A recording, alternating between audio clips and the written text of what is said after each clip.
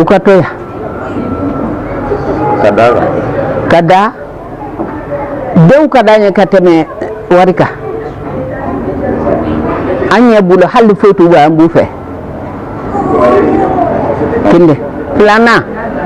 bara beya an fana ba ma tunga feta do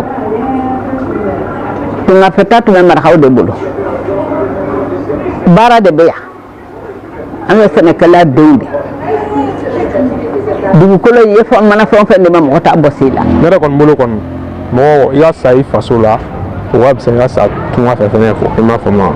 parce que nera wonya wala mu ma dem senu la quoi ala fo to kom na wa do fere wa bo fere mi fene doron tere wala no ma no do were jeni wa to kuru dalen soro wa tasma bo wa jeni wa eso be fama na fro bebe sa kon mais ne kon bulo sa to mo ne fene ka na teme sa to ni fene ga wa ma fama ya jate ne din par akan din par amay parce que na nyela be herala se jamana ko nama bon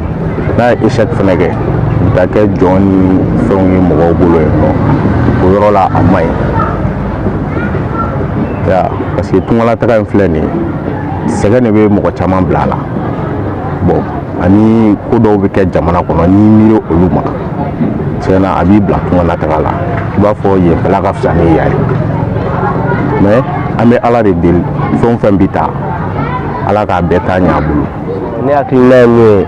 dimsani watu wala taka akai ni yere la si jamana ma ga na nu tara sanno ka fo ko utela se ga yere soro bo be mo la ku sigi ngala jamana la yutuno ka ke wali jugu ke o bena sara jugu che o yoro la ama fo ka ma parce que wala sa yere iga se ga tatuala mo chama mita tuala kada ko damadon la no fantaya gele a barati ga soro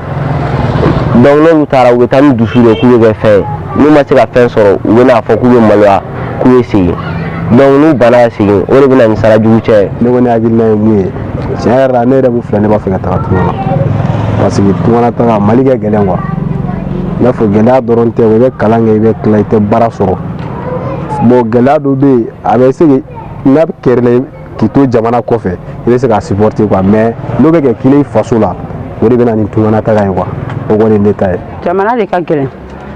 o de ko so dem sanu be dusu kubita oh sisa no femi ya chudi chwe baraka soro no yala an yere fia pour que dem sanu mi se ka baraka ko do soro dondonia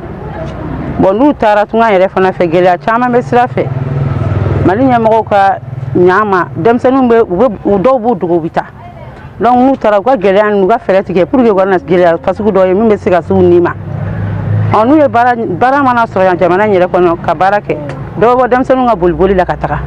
abe kunye bara ko indi uga place do dem sanu ma be ga don so ya ne don so bu takali ko obo kuma kwa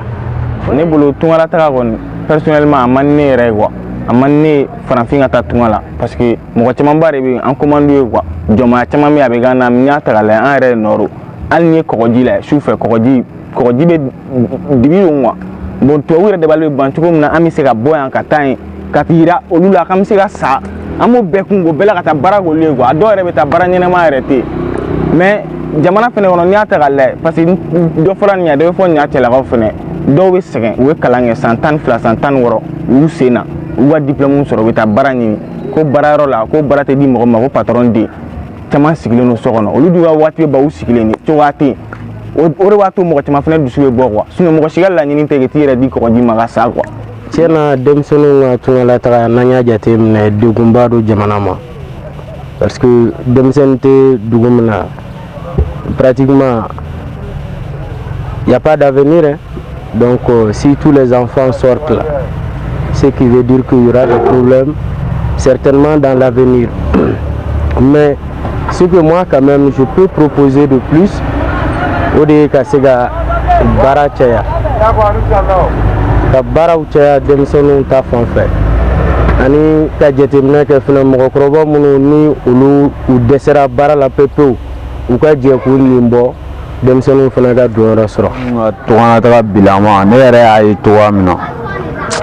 ana fon do wara sisan so we bo no go ta ka to ala wo ta mi wo ka sa sira la wo amna wo datugu ya bon i bɛ ka taga min ɲini Europe ninnu ou ka taga ɲini Occidentaux la ne bolo ni tora yan nɔ ka idée i n'a fɔ ka fond dɔw ɲini ka commencer k'o idée ninnu na pratiquer yan nɔ ne bolo i bɛ se ka kɛ fɛn yan nɔ ka sɔrɔ i ma bɔ ka taa jamana wɛrɛ la quoi ne bɛ se ka min fɔ jeunesse ye an bɛ se ka to yan nɔ an ka baara kɛ an ka mouvement kɛ an ka baaraw kɛ an ka activités créer an bɛ se ka kɛ fɛn yan ka sɔrɔ an ma taa jamana wɛrɛ.